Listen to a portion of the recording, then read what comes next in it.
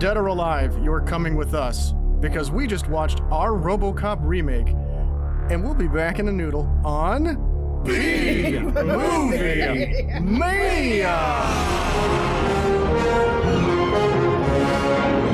B-Movie Mania! Welcome to the crossroads of camp, the bastion of the bizarre, the place where low budgets meet high praise. Yes, it's B-Movie Mania! Welcome, ladies and gentlemen, to B-Movie Mania. I am your host for the evening, Jason Huls, Jason Huls. And with me, as always, are the other B-Movie Maniacs. We have Crazy Chris Hutson, your move, creep. Hey, anyone else's khakis pulled taut with a chub right now? Paul Brooks, your move, creep. Hi. That was actually a Manborg reference. Mike Hayes, your move, creep. This is wonderful. Is that spaghetti? I'm just, hey guys, I'm just finishing up dinner here. Don't mind me. Okay. I didn't know if you were dinnering or finishing the news. I have to explain. Okay, so Mike's eating spaghetti, which takes us right into the film that we watched. What film? Our RoboCop remake. What film? What film? Well, that's what we're here to talk about. Yeah. This project, we'll call it, was helmed by David Seaver? Seger. Okay. I don't know how to pronounce it.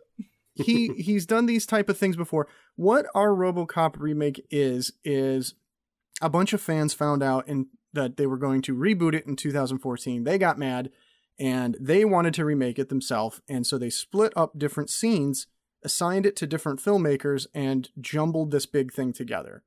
So that is what our RoboCop remake it is. It says right up front that it's, sort of in partnership or in connection with Channel 101. Hell yeah. And it seems to me that maybe some of our listeners might not know what Channel 101 is. Mike, do you want to maybe just give them like a quick summary of what Channel 101 is? Effectively, Channel 101 is a website that started in like 2003 or something that Dan Harmon and Rob Schraub created, where people would make 5-minute TV pilots that weren't for TV, but 5-minute in the format of a TV show. They would get screened in front of a live audience. They get and the top 5 gets voted back. And so you make another episode, and this is kind of like competition of sorts for that. But it's just I got some spaghetti in my throat. We'll be back in a noodle. Quick takes!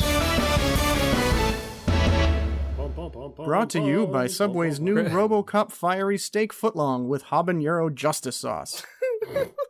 Mike, what do you have to say about this? This episode's going to be a fucking mess. This movie is a fever dream of just the perfect example of love and parody mixed up into one. Very aptly put. Chris. Fuck me! Fuck me! Fuck me! Fuck me! Fuck me! Fuck me! Fuck me! Okay, we're going to circle back around to Paul again. I can't be as loud as Chris just was, but fucking do it!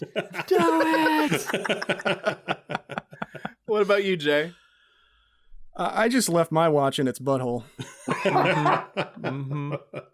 So these are all obviously bits from the film. I'm surprised nobody did I'd buy that for $1 if they sold this. Sorry, I gave a genuine quick take this time. Sorry. I don't think there's any sane way we can go point by point on this. So I feel like this whole thing is going to just sort of be a conversation about some of the stuff that happened. We don't need to go through the whole plot line of RoboCop. I think everybody knows it. But I do believe, Paul, you have not seen RoboCop? That is correct. And yeah, it's just one of those things that slipped through the cracks for me. And I offered, I'll go ahead and watch the original film in preparation for this episode. And you said, nah, don't do it. Right.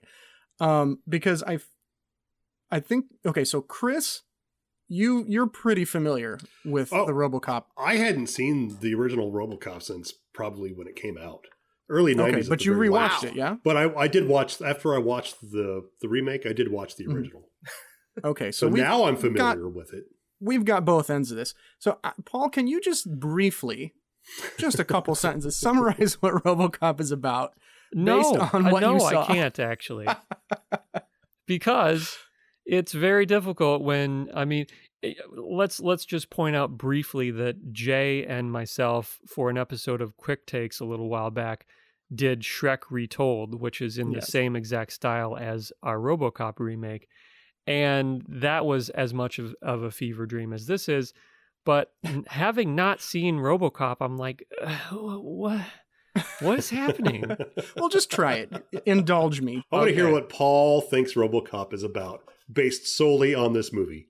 It's actually pretty easy. There's a cop who gets shot and dies, and then some government scientists or whatever with Robotech turn him into RoboCop, and he becomes this crime fighter who is sworn or programmed, I guess, maybe to, clean up the streets and protect the citizens of Detroit, and shoot people's dicks off. When we say that, it's a jumbled mess fever dream and all these different filmmakers, each took a scene and did something different with it. Mm-hmm. It's not only it's not all live action. No. Yeah. It's much of it is animation. Any, using of action figures to reenact things, every different style. There's one scene that I think is actually really interesting, is that the whole scene is played as a commercial for these little children's Playmobil toys done up like RoboCop. Mm-hmm. Just a nice little take. So when we kick things off, it's we'll breeze through it, but I mean, we got to talk about these bits, man. We got to talk about the crazy CGI dicks. There are more dicks in this movie than the notorious dick scene. We kick off the news where, for some reason, I don't remember, because I did not rewatch the RoboCop. I've seen it, I did not rewatch it. So we've got Paul, who's never seen it, me, who has seen it but not for years, Chris, who's recently seen it, and Mike, I don't know where you fall on that. Sorry, when you guys were having that conversation, I was having a throat attack of just oregano or something because of the spaghetti. But that's fitting. I have seen RoboCop a good handful of times, but it has been probably 5-6 years or something like that. Okay. But yeah, dude, we come into a newscast setting up, Detroit situation, but the newscasters are all eating these huge plates of spaghetti and just slurping them down. We'll be back in a noodle. Oh man, it's so amazingly gross. I did laugh during the spaghetti scene, but man, that the cartoon locker room scene. Oh God, yeah, that's the one done by the guy from the Exigency, right? It looks like it. It's done by John Watts, actually, but yeah, it looks like it's the Exigency. It's that same kind of poser animation or something. Yeah, and all the voices are provided by computers, and everyone's naked. I will tell you what we should do. We should strike. Fuck them. My wife asked, when I watched this scene earlier today, she asked if crap, why am I drawing a blank on fucking the robot scientist's name? The robot scientist? Never mind. Just... There's the RoboCop. The RoboCop, the scientist, yes. Yeah, robo-scientist.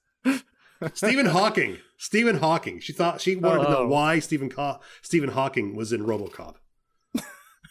That's a robot scientist? Yes. Because of the CGI voices. Yeah. Well, see, Mike, what happened is Stephen Hawking, he had a disease that put him in a wheelchair, and then he was shot by some gangsters, totally blown away, and they rebuilt him in a sort of robot scientist body so he could be like a super scientist and discover lots of things. Can someone clarify for me, in the original RoboCop film, is there a scene where half of the police force is in full uniform and half of them are completely naked? No, I mean, the scene is in the movie, but they're in towel. I mean, you see a couple sets of breasts, but most of the naked people in the remake are actually just wearing towels in the original movie.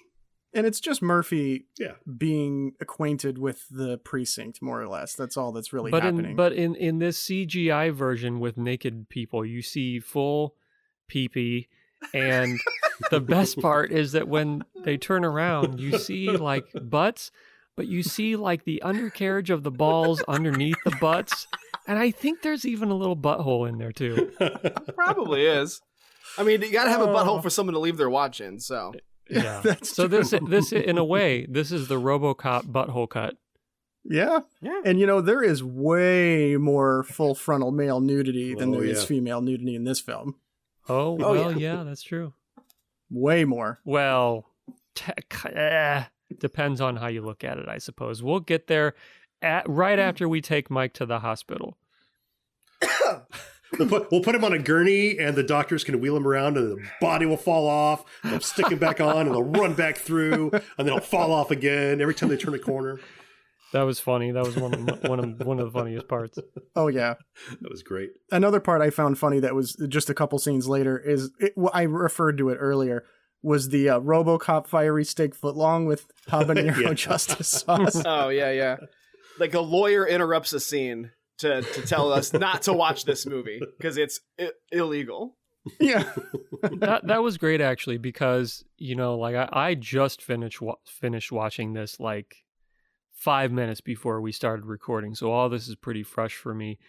And that scene, I was sitting there watching it. I'm like, okay, this is going to be set up. And I was getting bored at the exact moment that guy came on screen and said, don't worry about this scene. Yeah. Very creative. The actual movie, it's just like some dudes talking in an elevator, and it sets some stuff up, but it's all exposition, and it goes on for probably a little too long. But yeah, that's the thing. I imagine that portions of this movie were difficult for the creators of our RoboCop remake to come up with something funny, because I mean, it's an action movie. There's probably not a lot of humor in some of these scenes, and so to find ways to make it interesting to watch is a difficult thing to do. Personally, I think that it was, mixed results in some spots. Yeah. I think it's inevitable that in this type of thing, you're going to get that. There's so many contributors. Mhm. It really did pay off in the next scene, though, with the boardroom scene where they introduced God. Ed 209. I mean, probably one of, if not the most, well, not the most impressive. No. One of the most One of, impressive. I thought they actually got like a model from the actual movie or something for a moment and did some sort of stop motion thing or For Ed 209? Yeah.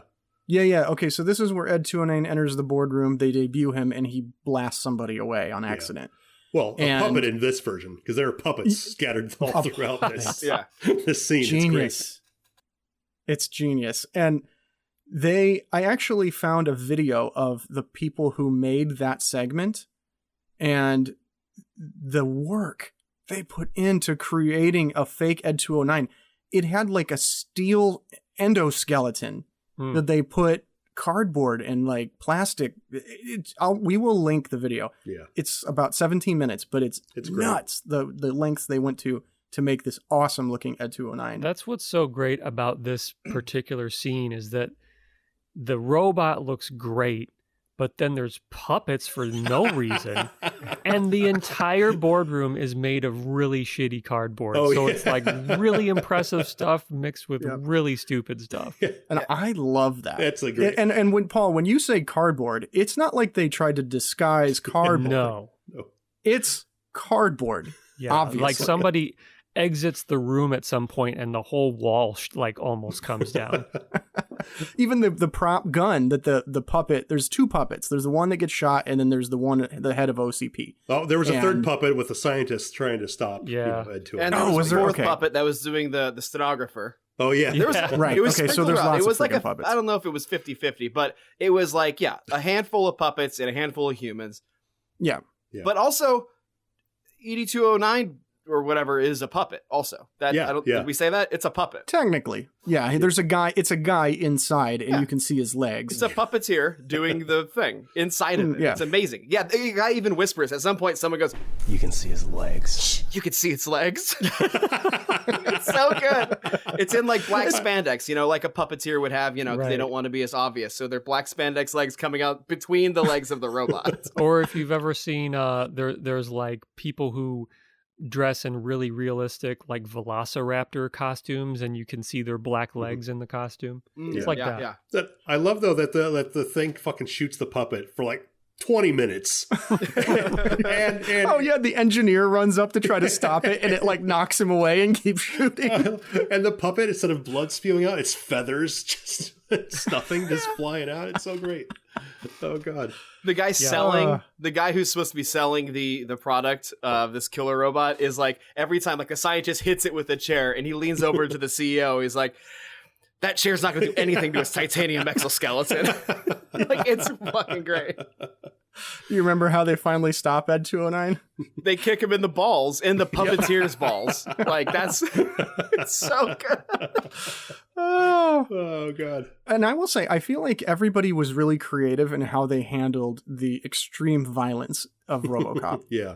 One being the puppet, the second one being the dance. We'll talk about that. But I did notice Trevor Moore from The Whitest Kids You Know was in several of these. Mm-hmm. The first being when Bodeker's gang is in a van and Murphy and his partner are chasing them.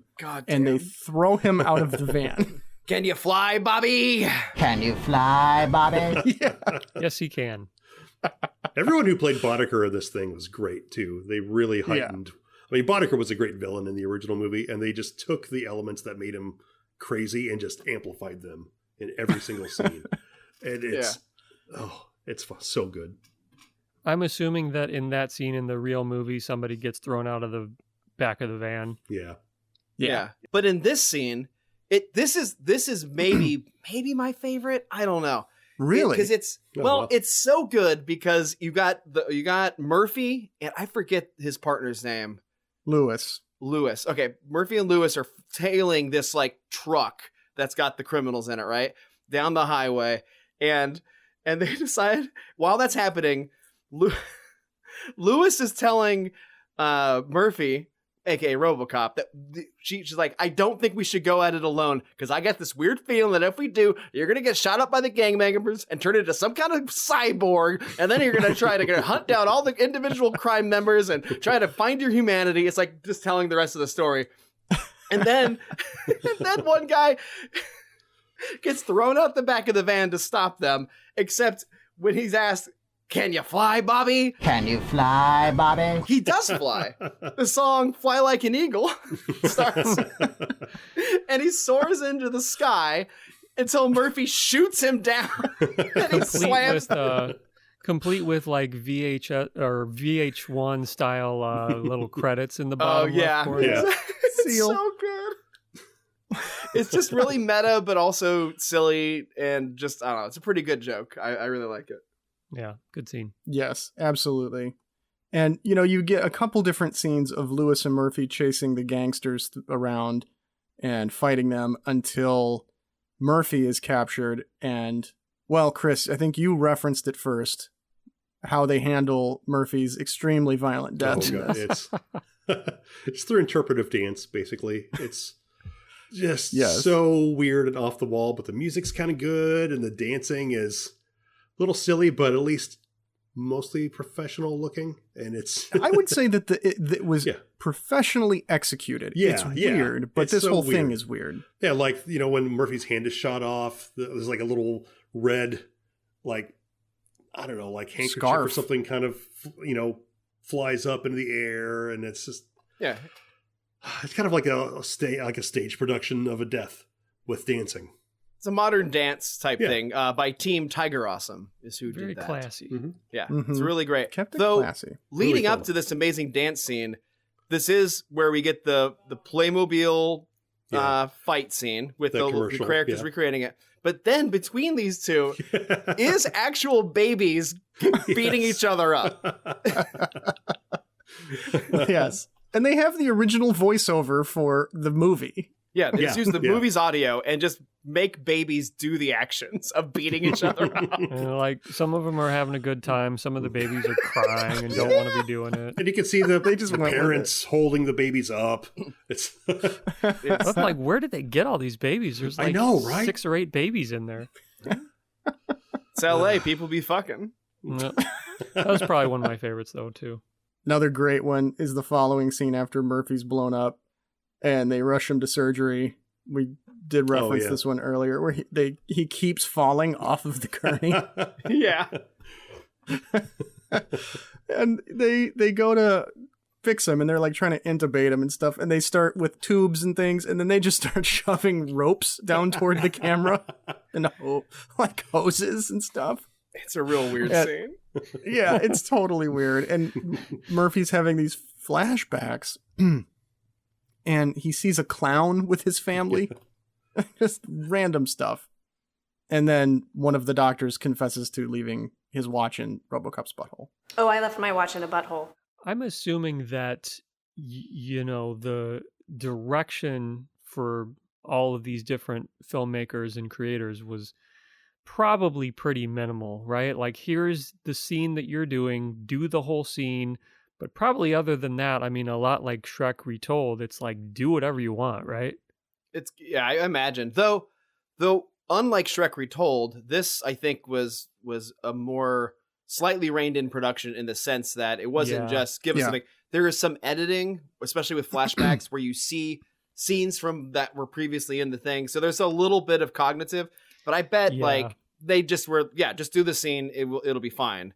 And there's little snippets of the actual movie sometimes in between to help, I don't know, bring you back into what's supposed to be happening to help the joke effectively. It's to like keep you anchored, because if you don't come back to that every now and then, it gets to be, it probably would have been too much to figure out what was going on the entire time, because you have different actors playing the different characters all the time, and it can be difficult to, be jumping around so much. Totally agree. And I also noticed, Mike, that there's a lot of different actors who play RoboCop, but they use a RoboCop suit over and over and over again. They had to have passed it around, right? Yeah, they passed that thing. That was like, okay, who has the RoboCop suit? Can we borrow it this weekend? Because we got to shoot our stuff. Because it's like, for Shrek Retold, you slap some green paint on somebody's face or do whatever you want, and it's like, okay, yeah, that's Shrek. Yeah. For RoboCop, it's like, well, how do you build a RoboCop costume? I mean, like obviously there's one scene that did an amazing job, but for some of it, it's literal tinfoil. So that's all over the map too. Hey, Paul, which scene was the amazing one? Well, we'll talk about that. We're almost there. We're almost to the scene that if you know of this movie already, you know the scene. But first, we got to talk about baby food. Is that a bit in the real movie? Yeah, gotta be. Okay. Tastes like baby food. Okay. I mean, you don't get the airplane into the mouth part. Is this is where the scientists turn him on, sort of for the first time, where they start partying? The party scene? Yeah. Yeah. We have the group of scientists, and they start going nuts and having a New Year's party in front of RoboCop, who's just sitting there. You get that with a drug dealer. You get that dealer? Oh, he's great. Shit, me and RoboCop, the only two keeping this party going? All right. And things get progressively crazier, and then they realize RoboCop has seen it all, and they can't delete it, everything that he's seen. So the one pretty good guy tries to kiss his memories away. Oh, right. He wants to kiss him. Hold my dick. I got to kiss him to wipe his memory. Hold my dick. Oh, God. Oh, yeah. Fucking RoboCop, brother. See, this is some of the stuff that didn't quite land for me. And I'm trying to figure out if it's because I'm not familiar with the original film or if it just wasn't my brand of humor or what. Probably brand of humor. There's not much in that scene that really references the actual movie. Yeah, it's just mostly playing on RoboCop just being woken up and seeing things and people talking to him. And why the fuck they would have the New Year's party in front of RoboCop. Yeah. So the listener knows, each scene starts with a credit. It's like scene 20. Well, this is scene 22, Jason McCare. So it gives you like the writer or creator of that scene. And so you kind of get an idea of who's doing it. Kind of gives people credit along the way, which is kind of fun. Yeah. Okay, so thank you for saying that, Mike, because as I'm watching this movie, right around here, there's a scene and it's 3 shots long. Oh, yeah. But the credit on it is Nicholas Refn or Nicholas Winding Refn. Like, he's done big films. Big stuff, yeah. And he's got 3 shots, and all it is RoboCop driving away from the station and RoboCop sitting in his car. You just see his head and shoulders. And that's it.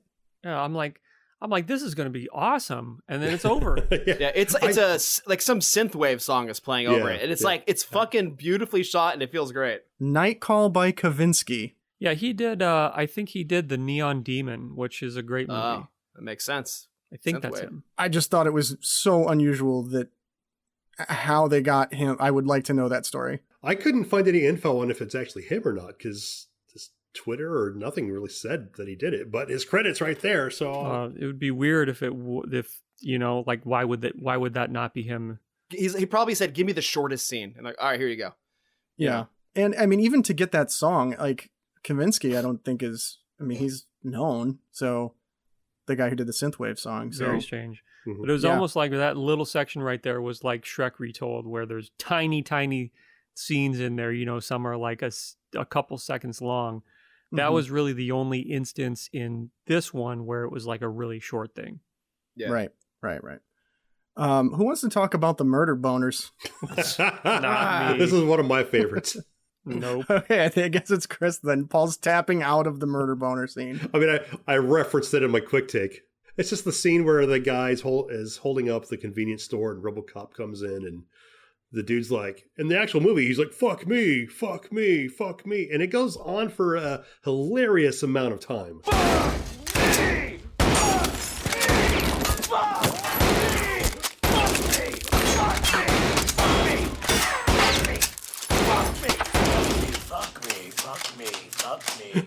Fuck me.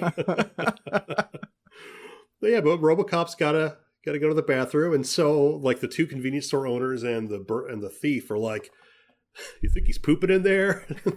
But the whole man's a machine. You think they left in the part that poops?" And it turns out that RoboCop is just masturbating Because murder gives me boners. Oh, and for your information, I was in there jerking off. Murder gives me boners. it's another fairly well-produced scene too. But speaking of well-produced scenes, oh god, I thought this was an actual clip from the movie. This is the greatest scene in cinematic history. Wow. Sorry, it's just a fact. It's fair. That's fair. It's so beautifully shot, so well lit. The RoboCop costume is perfect, immaculate. Yeah, it looked like it was from the film. Yeah, up until you see the full frontal nudity. Yeah, so it's the rape scene where the 2 thugs are about to mess with this woman. RoboCop rolls up, looking straight out of the 1987 film. And we all know what happens. That's what happens in the real movie. Yeah, aims between her legs, shoots right in the dick. That's how you stop a piece of shit dude. Yep. Well, what about more pieces of shit dudes, Mike? If there's How do you more, stop them. Probably. Well, as long as they're not wandering at you, trying to rape more women, or just with their dicks out of their pants for no reason, just like lumbering at you like zombies with their, dicks Well, what out. if they are? What if they are doing that? What if they're hauling women into the scene with their junk full on display? What happens? Well, you probably would have a 2.5 minute long scene of shooting every one of those dicks and exploding them with explosives. Up close, everyone. Mike, what if you identify the foremost rapist? Oh, you mean the ultimate rapist? like the rapist boss. Okay, like, oh, it's like in a video game. You've defeated all the other rapists. You shot all their dicks off. You made them explode, and they're all grasping and crying and bleeding. And one of them vomits on their dick, probably. It's been exploded. Their exploded dick, yes. But at least the foremost rapist is flaccid, right? He doesn't get hard, does he? Well, if he did get hard, he might yell something like, "Fucking do it! Fucking do it! Do it!" Right, there goes the clip. I really appreciated that. Like, say what you will about foremost rapist, but at least he knew that it needed to come to an end. He wanted this to happen. Yeah. Oh, he was excited by the idea of it ending. That's for sure. Because you see, his penis slowly grows erect and just points straight out at RoboCop, saying, "Well, he literally is saying, just fucking do it." Right. Goes from like 6 to 9 o'clock. Yeah. Oh, and by the way, it's not like he has pulled his pants down. He's just completely naked. He's truly, he's not one of the lumbering dick zombies. No. And I hope we accurately portrayed this scene, because there are like 50 dudes with prosthetic penises. Oh, well, let me tell you how many exactly get shot off on close-up camera. Oh my God. Okay. I did count. More get blown up. There's more shots that are fired. But from what I counted, a camera close up to a prosthetic dick with an explosive in it that explodes, and we watch blood and everything go everywhere. There are 16 of these. Yeah. Does that count the guy who vomits on his exploded dick? Well, no, because probably because I think we do see his dick explode, but then we do get to cut back to him and watch him vomit on his dick. That's really bad, but it's not quite as bad as the one that just slowly zooms in on the close-up of the guy, like holding himself and like kind of like playing with it as it's been shot. It's he's like horrible. He's like trying to put it back together or something. And again, this is the best produced scene of the movie. So it looked like, I don't exaggerate when I say that I thought this was a clip from the actual movie. Right. It's perfect. That well done. Yeah. Well, we did it. We got through that one. I mean, let's just also point out that RoboCop then does call rape like rape crisis counselors or something for all the ladies, and then struggles to get into the car for whatever reason. They let it linger. It goes from this scene, this ultra violent, ultra nudity, dick blowing scene, to a montage of RoboCop wandering around in the snow in this big city, right? Monologue, voiceover, talking to his parents, trying to tell him about how good he's doing and how much the other cops like him. But we all know it's the opposite. Like, everything that he says is an exaggeration, like a lie to his parents that they like him. It's the most wholesome scene. And it was so nice because the other officers have been really nice to me, even though I am just a robo. But he has that great blue scarf. Yeah, it looks great on him. I did enjoy seeing him eat at Chipotle. I felt so bad for this filmmaker, because it's like, they didn't know what they had to follow. Yes, very true. I love what it is. I think it's a perfect hard juxtaposition. It's so different. It's so wholesome and sweet against this gritty, weird thing. I laugh. I think it's funny when you realize what's happening. I find just the juxtaposition funny. I think it might. And he does say he's writing to Robo Mom and Robo Dad. Yeah. Which really and he tells asked, you what's and he going asked on. them to send some more of that baby food at the end. Yeah. Jan and Larry Robo is the name on the letter he sends. On the letter. I thought the actors in the next scene were really good actors for the ridiculous stuff they were saying. It's the couple guys in the bathroom sort of That's talking. one of my favorites too. Talking about their boss, and the boss is taking a giant dump in the sink. They're talking about the guy who created the Ed 209. And Dick Johnson, the guy, or whatever his name is. Dick Jones. Dick Jones. And the guy who created RoboCop is talking shit about him.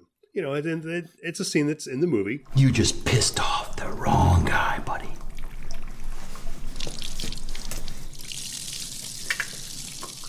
Not as much piss in the actual movie, though. No? No. And Paul, did you notice who Dick Jones is? No. Well, okay, no, you wouldn't have because you didn't see the original film. In the original film, Dick Jones is Jellicoe from Star Trek. Oh, really? Oh, okay. Yeah. Huh. And you know I'm a big fan of Jellicoe, so. Yeah. I mean, there's a little clip of him in there, right? Mm-hmm. In our RoboCop remake.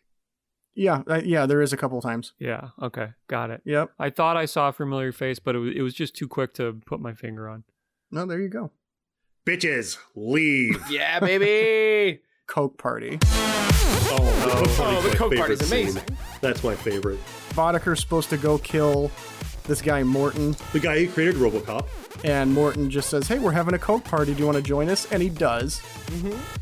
He's got a grenade, though, because he was going to kill him with the grenade. Right. I was like, all right, yeah, fine. But then the scene gets very fun. Well, they're having a Coke party with a couple models. And what do you do when you've got a lot of Coke and models? Take clothes off. Snort the Coke off the tits. Yep. Which was set up previously. Yeah, just balancing out a little bit some of the dicks that we got earlier, you know? So many. Not much, but a little bit. But yeah, it's pretty funny because he's got this grenade hanging by his belt. He keeps dancing, though.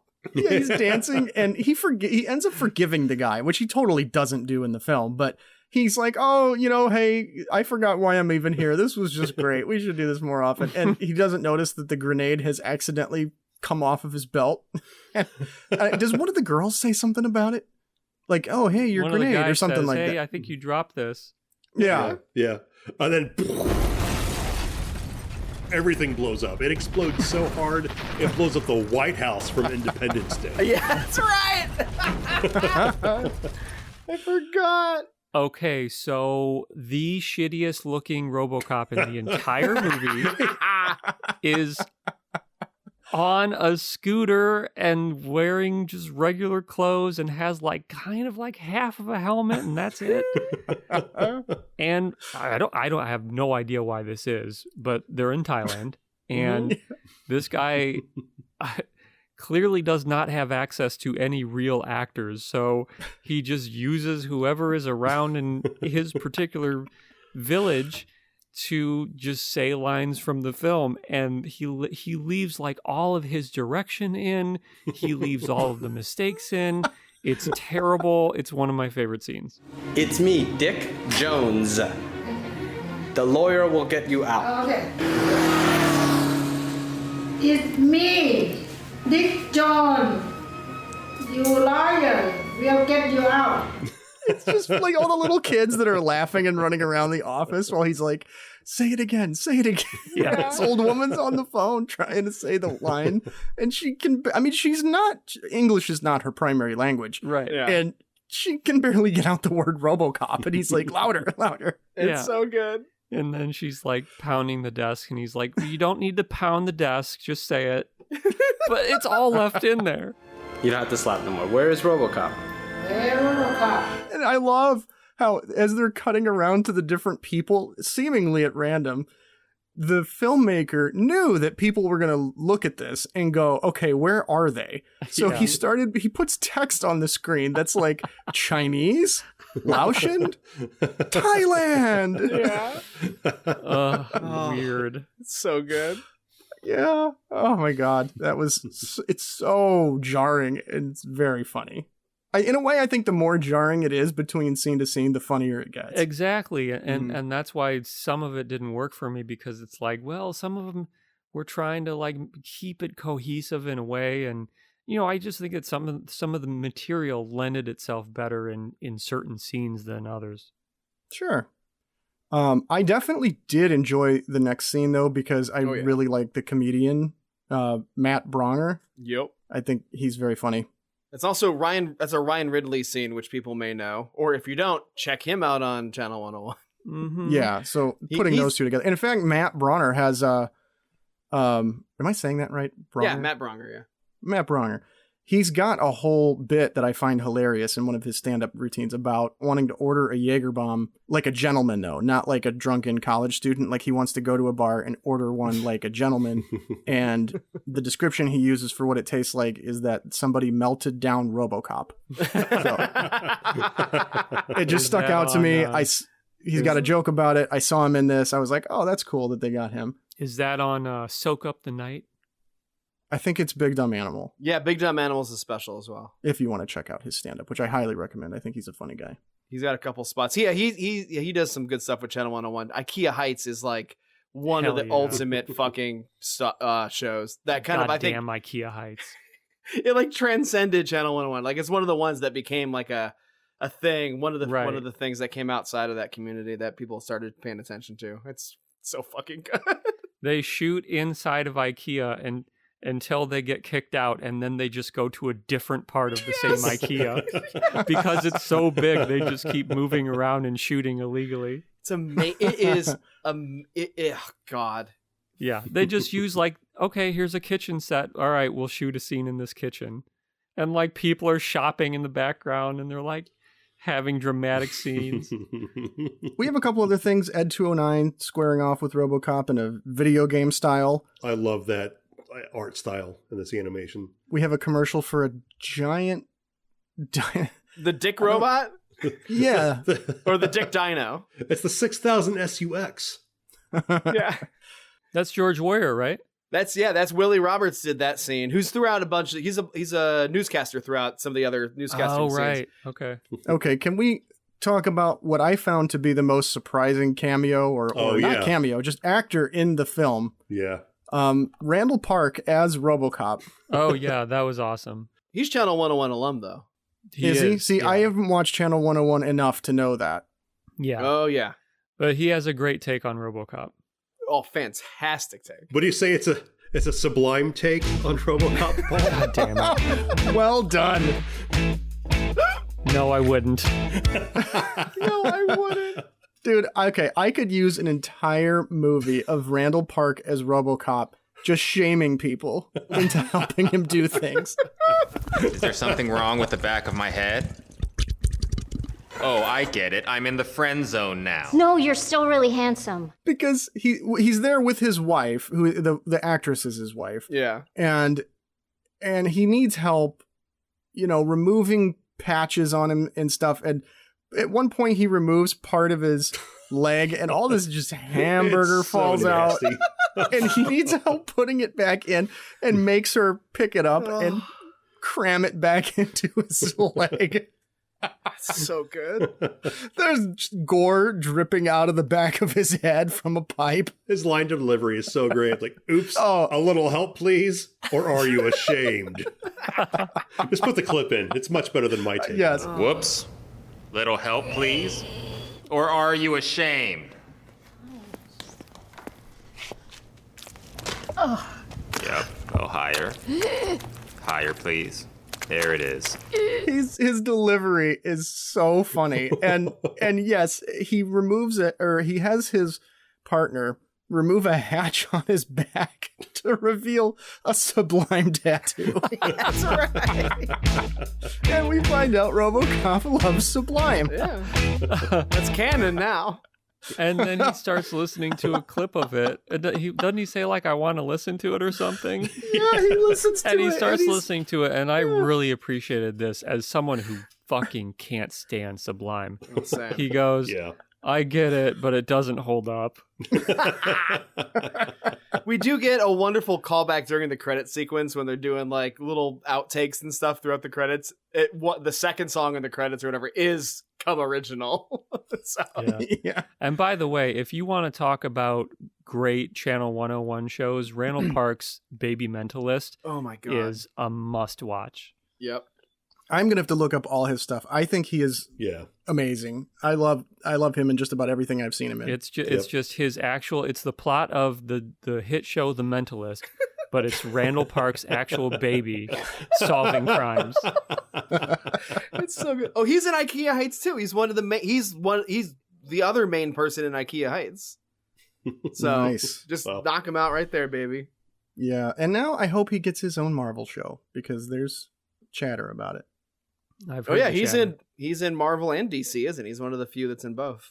He's Jimmy Woo in WandaVision, and there was enough of a Twitter buzz that someone was asked to write a pitch for a show surrounding him solving Marvel crimes or whatever, and I would be all over that. And put Kat Dennings on it too. Why not? Yeah, Sure. Because we have this influence, so our massive influence will get this show made and both of them on it. I'm sure. So look for that next fall. Can we talk about Mike McCafferty's thing? Please. Yeah. Oh my God. Yeah, we can. I love Mike McCafferty so much. I hope he listens to this. I hope he hears this. Yeah. We'll have to tweet at him, hey, this is a scene put together by what's credited as the Mikes, which is a great combo throughout the Channel 101 thing too, which is Mike McCafferty, Mike Shevitz, and Mike Stebbins, who do a lot of stuff together. And they're always fucking weird fucking shit, and it's so good. It's deconstructionist madness. I mean, you want to talk about maybe my favorite Channel 101 show of all time. Paul would say it at the same time. All right, one, two, three. Oh shit! Or Quest. Not Honkers. Or Quest. Honkers is great too. He's hilarious. He's just a funny, witty, intelligent person. Yeah. Yeah. And his scene here, how much time did he spend on this? That's the thing. It's like, did he not get the memo that there was a time limit and he spent like 3 weeks shooting RoboCop stuff? I would not be surprised. What this is, it's him introducing his scene in a very meta way, talking Hey, you about guys, today we're going to talk to you about deconstructionism. thing That's the about idea what of happens. taking a And piece while of he's art and talking, then it blowing fades it up. to Now, this like was popularized him in interviewing 1967 somebody, like by a Jake trauma Reese counselor or something, Basically, and then the over idea that, is there's that you take a piece him of art interviewing and then you actors separate all the and individual pieces. He shows their auditions. He not only does he show rough scenes with them that he shoots, he shows their auditions, and it's all blended together. And he shows them coming into the house to do the audition before they're auditioning. And they don't even know they're being recorded. He's like meeting people. He's meeting muscular men for the first time, and it's being recorded for some reason. It's off like Craigslist or something. These dudes are just showing up trying to get on in movies. It's so weird, but it's wonderful. Oh, God. It's if you like this scene, Mike McCafferty and Mike Manischewitz do a bunch of weird shit together that are everything's meta, everything's deconstructed, everything's fucking insane. It's all Craigslist actors. It's all fucking awkwardness, but it's. I almost wasn't satisfied by this because I'm like, wait, just make a whole documentary about this. Like, what is happening here? It ruins the flow. You just like, okay, the movie's done. Let's just do this now. Yeah, but I would just, I want, Mike, if you're listening, I want that to happen. Like full scenes of you like harassing people at Dollar Tree, the whole thing. Yes, dude. Oh, thank you. Because there's the whole thing in RoboCop where there's the guy in the commercial that's like, I'd buy that for $1. So Mike dresses up like that character. And if you know RoboCop, you probably know who I'm talking about, the I'll buy that for $1 guy. Mm-hmm. He dresses up like that guy, goes to a dollar store with a model. I'd buy that for $1.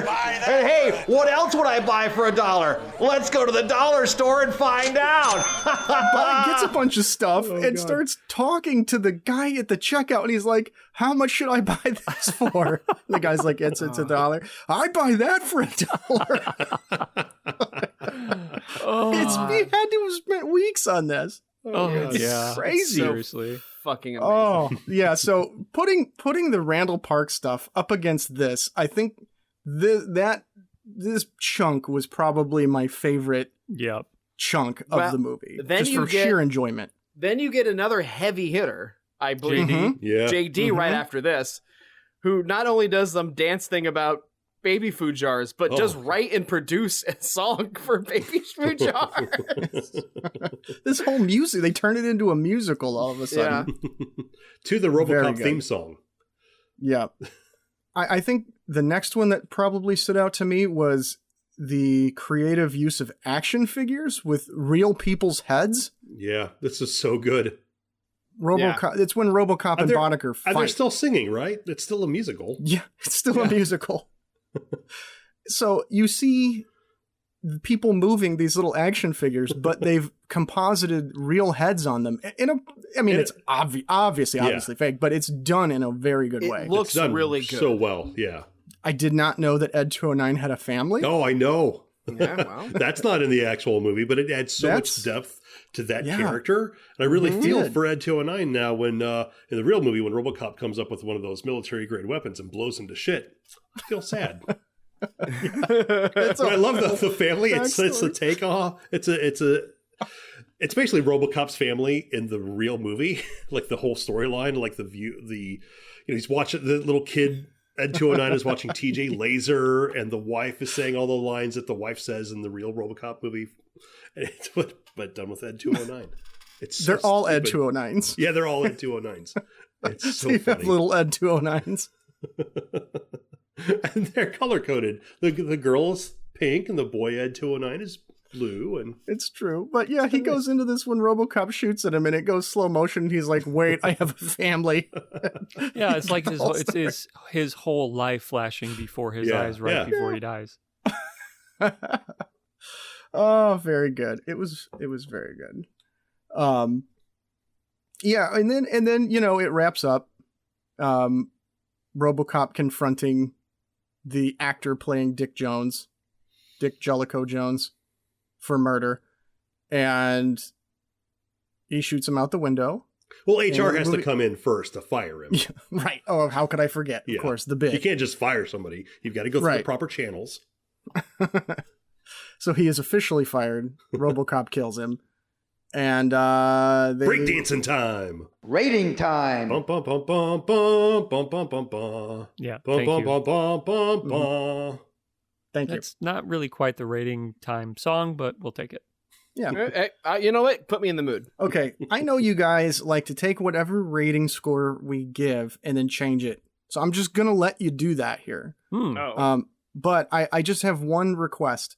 We're going to go 1 to 100 exploding, and then just insert whatever phrase you want for exploding penises. Okay.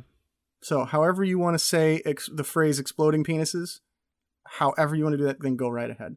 So let me think of where to start here. Well, we're going to start with Chris. Oh boy. 1 to 100 exploding.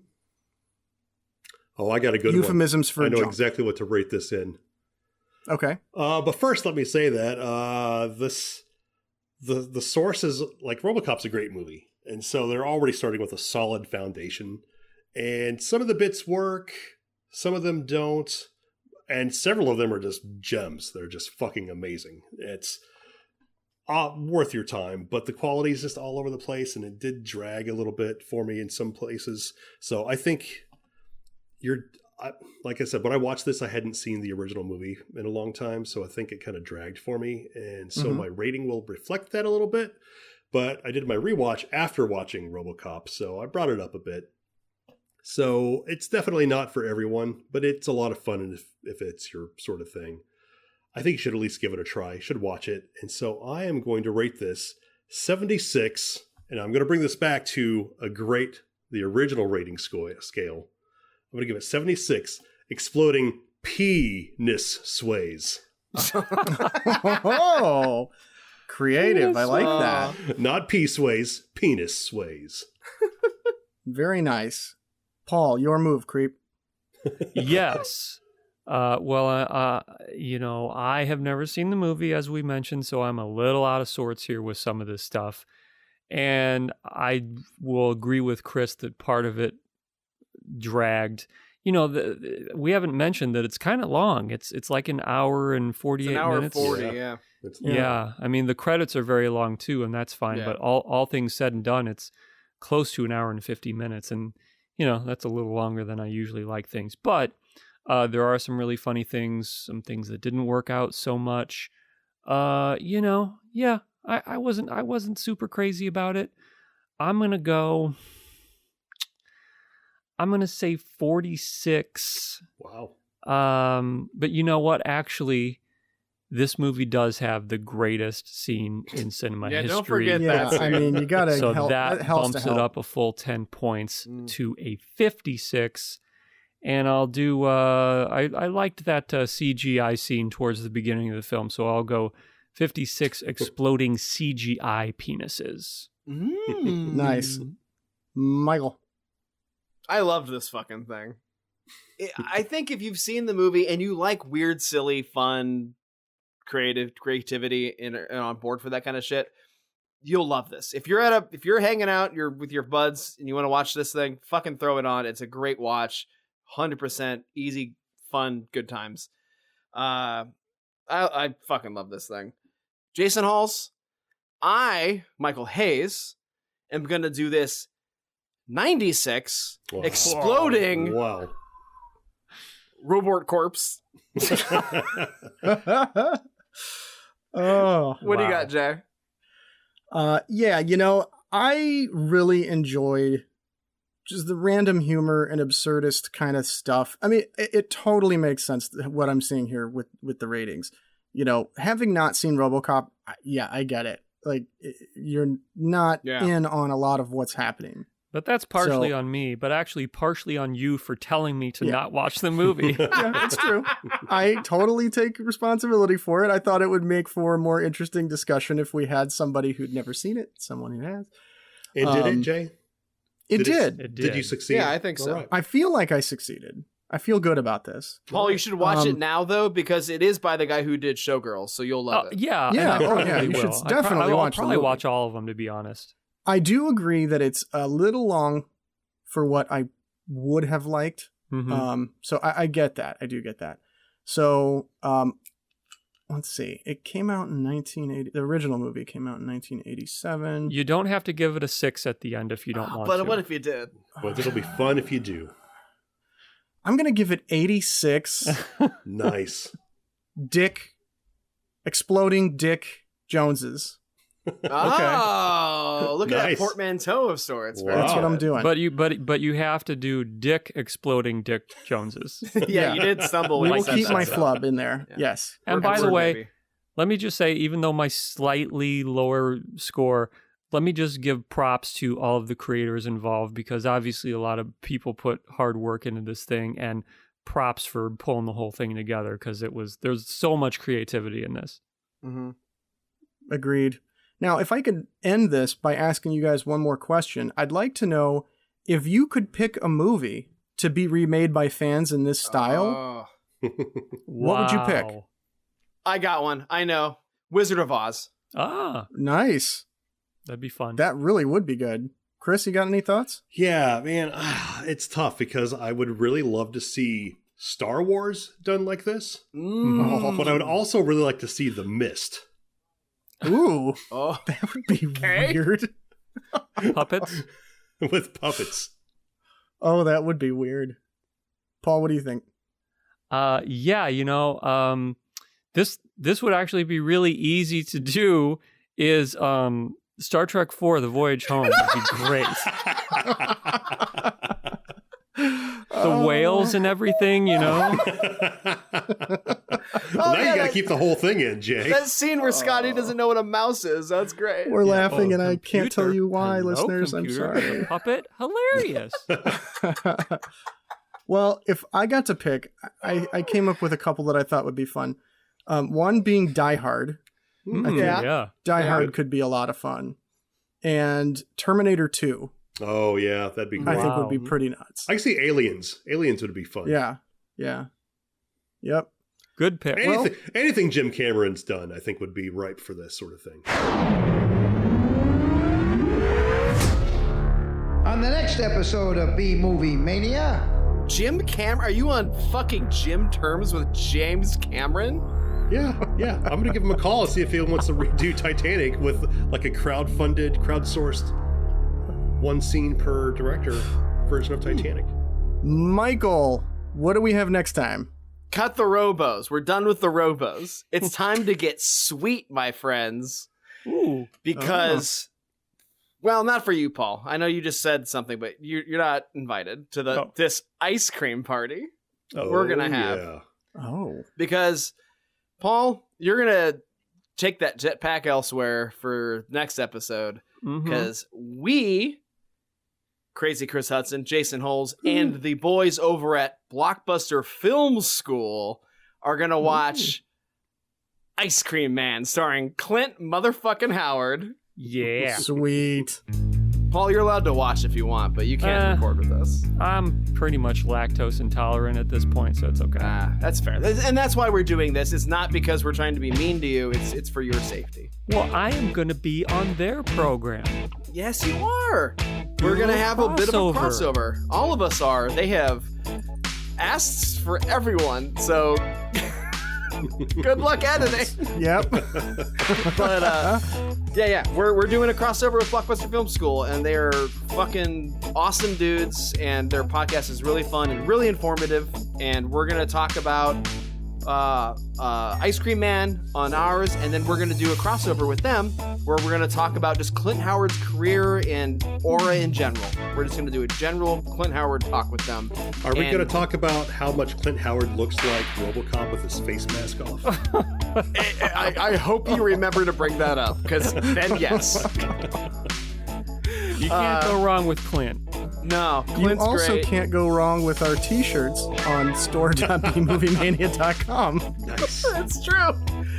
There's some beautiful hoodies even too. Weather's warmed up, and I'm personally wearing a nice light zip-up hoodie that is so comfortable. I was showing it to the boys earlier. They're all jealous of it. It is very comfy and very beautiful, and we got a bunch of cool stuff on the store. Just store.bmoviemania.com. And I'm wearing the boxer briefs with Mike's face on the crotch. That's not a product. Damn it. But what is our... I'm really boofing our transition here. Please give us a good rating on any podcasting service you might use. Yeah. That you're listening to this on. We really appreciate it, and it helps us out. And We've gotten some nice comments and reviews lately. Thank you all very much for that. Yes, we really appreciate that. If you're someone who appreciates the fact that you can listen to this show without us telling you, which politicians are good and which politicians are bad, FYI, fuck Trump, fuck Republicans, fuck QAnon, fuck you if you support any of that. Eat shit. Listen up, maniacs. Do you have a question or a comment? Would you like to send some bourbon to Uncle Lloydie? You can contact the gang on Facebook at B-Movie-Mania. You can also drop them a line at bmoviemania.com. Reach out. Touch them. They're touching themselves.